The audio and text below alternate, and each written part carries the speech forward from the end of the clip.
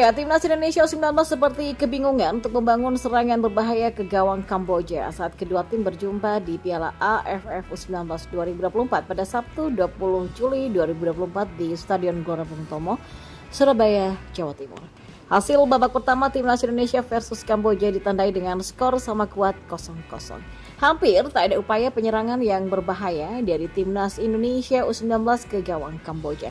Adak asuh Indra Syafri itu benar-benar buntu untuk membongkar pertahanan Kamboja yang lebih senang menunggu bola di area sendiri. Masuknya Weber Jardim di pertengahan babak pertama juga tak bisa mengubah jalannya laga. Pekerjaan besar bagi tim pelatih mencari solusi kebuntuan serangan skuad Garuda Muda.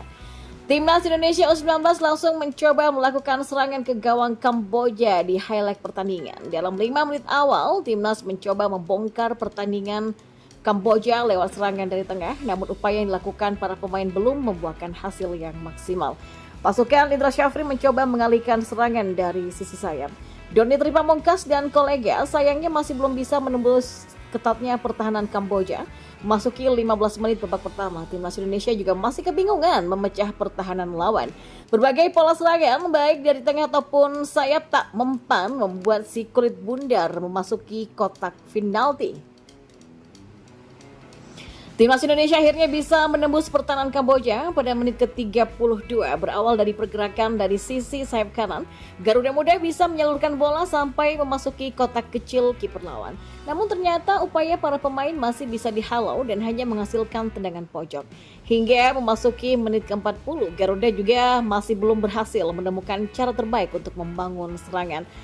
So, tak ada serangan-serangan berbahaya dari tim arahan Indra Syafri yang bisa mengancam gawang lawan. Skor 0-0 pun menghiasi babak pertama. Dan di babak kedua, Timnas Indonesia U19 akhirnya berhasil memecahkan kebuntuan dengan mencetak 2 gol. Ya, gol Garuda Muda tercipta lewat sundulan Kade Arel yang memanfaatkan umpan sepakan pojok Kaviatur di menit ke-70. Di menit ke-86, Kaviatur kembali memberikan umpan sepakan pojok yang berhasil dikonversi menjadi gol oleh Iqbal Kwijanggi.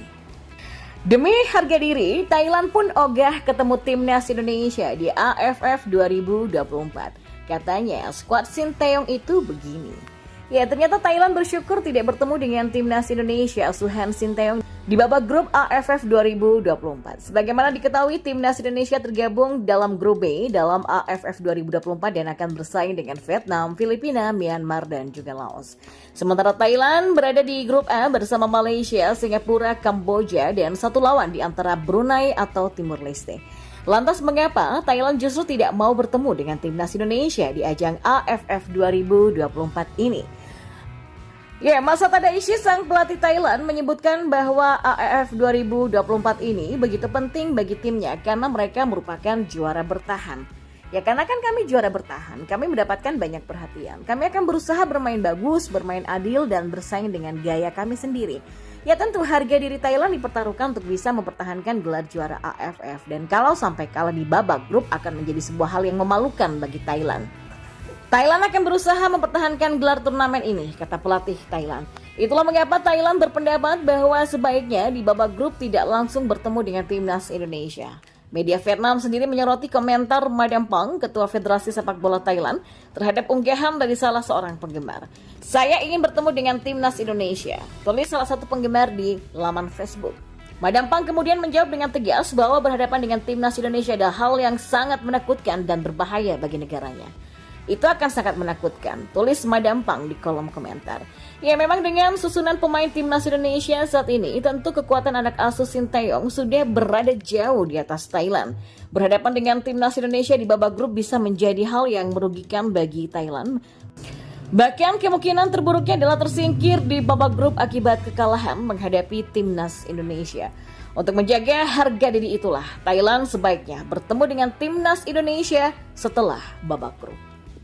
Mundur dari Timnas Malaysia, Kim Panggon disindir telak legenda.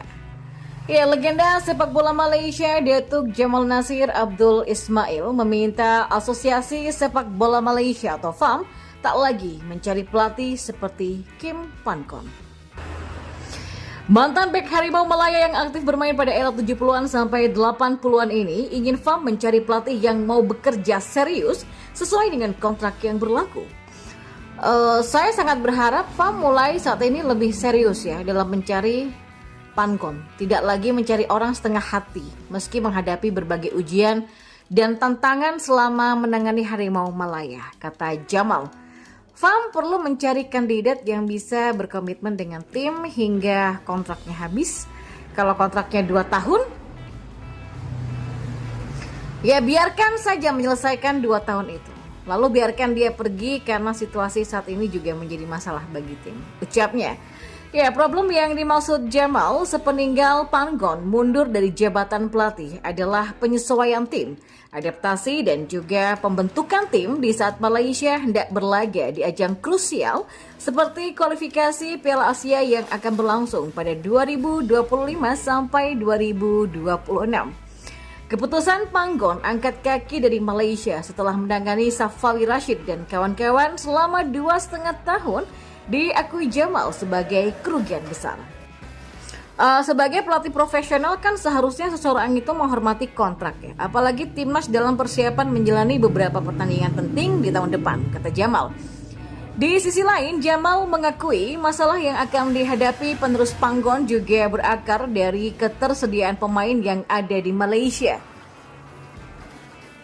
Selagi kita dihadapkan pada masalah mencari lebih banyak pemain berkualitas berkaliber Liga Malaysia yang bisa tampil di kancah internasional, ya selama itu masalah yang dihadapi Panggon, maka manajer baru Harimau Malaysia akan mendapatkan masalah yang sama yang menggambarkan pemain impor lebih menonjol di liga, ungkapnya. Ya, selepas Kim Panggon mundur, FAM menunjuk Pau Marti Vicente sebagai pelatih anyar timnas Malaysia.